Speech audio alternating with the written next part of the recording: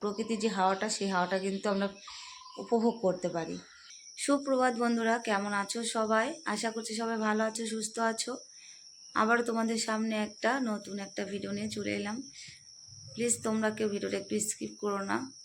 এই অসহায় বোনটার পাশে থেকো সবাই একটু। বন্ধুরা, এই যে আমি সকালবেলা দেখো ঘরে একটু বসে আছি, আর ওখানে মেয়ে দেখো। আমি এই বিছানা তুলতে এসেছিলাম ঘরে, বিছানা তুলে ঘরগুলো ঝাড় দেবো, আর দেখো ঘরে এসে একটু বসে আছি। শরীরটা কেমন জানি একটু ম্যাচ ম্যাচ করছে, ভালো লাগছে না। মনে হচ্ছে আবার একটু শুয়ে পড়ি। শরীরটা মনে হচ্ছে খুবই একদম কি বলবো, একটা নেশা নেশা টাইপের। ঘুম না হলে যেরকম নেশা নেশা টাইপের হয়, একদম ওরকম। কারণ কালকে রাতে অনেক রাতে শুয়েছি, 12টা সাড়ে 12টার দিকে শুয়েছি। শুয়ে তারপরে দেখো এখন ঠিকঠাক করে মানে ঘুমটা পূরণ হয়নি, তো ওই জন্য মানে কি বলবো, শরীরটা মানে টলছে এরকম লাগছে। তো আমি উঠেছি 6টার দিকে, বাইরের সমস্ত কাজকর্ম হয়ে গেছে। উঠান ঝাড় দিয়েছি, বাসন মেজেছি, শুধু ঘরটা ঝাড় দেওয়া বাকি আছে। আর এই যে বিছনাটা তোলার বাকি আছে। ওই যে মেয়ে দেখো ওখানে বিছনাটা তুলে নিচ্ছে। আর দেখো এই গরম ওয়েদারে দেখো আমাদের ওই যে মেয়ে দেখো ভাঁজ করছে। আমাদের এখনও কম্বল গায়ে দিতে হচ্ছে, চিন্তা করো। প্রচণ্ড পরিমাণে কিন্তু গরম পড়েছে। যেহেতু কয়েকটা দিন থেকে একটু ঠান্ডা ওয়েদার আছে, বৃষ্টি হচ্ছে একভাবে, ঝড় বৃষ্টি, সেই কারণে কিন্তু আমাদের কম্বলটা গায়ে দিতে হয়।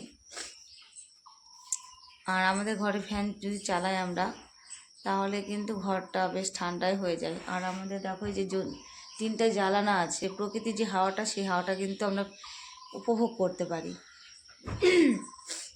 মেয়ে বিছানাটা গুছিয়ে নিল। মেয়ের বিছানা গুছানো কি বলো তো, যেমন তেমন করে গুছাই, মানে অতটা তো আমার মতো ভালো পায় না। কোনো রকম করে গুছিয়ে রেখে দেয়, বিছানাটাকে ঝাড়বে না। তারপরে তোমার ঠিক মতো করে ওই যে কম্বলটাকে ভাঁজ করে রাখতে পারবে না। আমার ভালো লাগে না। আমি কী করি আবার বলো তো, মেয়ে যে গুছিয়ে রাখে সেটাকে আমি পরে আবার ভালো করে গুছিয়ে রাখি যখন সময় পাই। মানে আমার টিপটাপ করে যদি মানে গোছ গাছ করে ভালো করে না রাখি, আমার কিন্তু একদম পছন্দ হয় না। আমি চাই যতটুকু আমি করব সেটা যেন মানে পরিপাটি হয়, মানে টিপটপ করে ভালো করে পরিপাটি করে যেন রাখতে পারি, মানে জিনিসটা যেন সৌন্দর্য লাগে। আর আমার মেয়ে দেখো আজকে একটু সকাল সকাল উঠেছে। আজকে কটা বাজে? 7টা 10 বাজে। তো এখন আমার মেয়েও বই নিয়ে বসছে। কারণ তোমরা তো জানো না অনেকেই যে আমার মেয়ে বাড়িতেই পড়ে, টিউশন দিতে পারিনি টাকার অভাবে। কারণ টিউশন দিলে মাসে 500-500 টাকা করে নেয়। আমার তো ক্ষমতা নেই অতটা, কী বলবো, আর্থিক দিক থেকে মানে সমস্যা আছে আমি, তোমরা তো সবাই জানো। তো সেই জন্য ওকে আমি টিউশন দিতে পারিনি। তো বাড়িতে পড়াশোনা করে।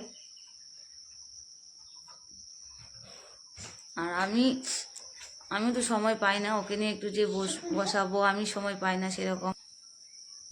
তোমাদের একটা কথা বলি, আমি মেয়েকে কিন্তু প্রাইভেট দিতে পারিনি টাকার অভাবে। কারণ আমাদের তো টাকা পয়সার আর্থিক দিক থেকে খুবই সমস্যা, তোমরা কম বেশি সবাই জানো।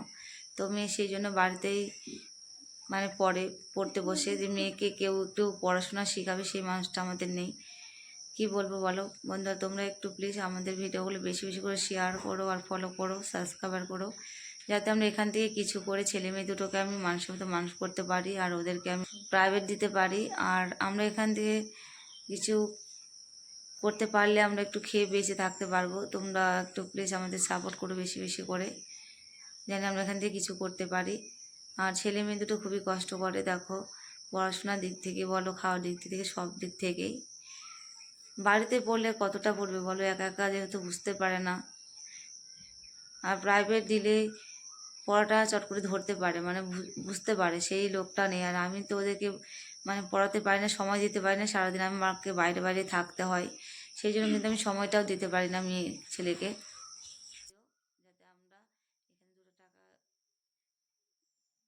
ভালোবাসায় এখান থেকে যদি কিছু করতে পারি, তাহলে আমি এই যে প্রাইভেট পড়তে পারবো।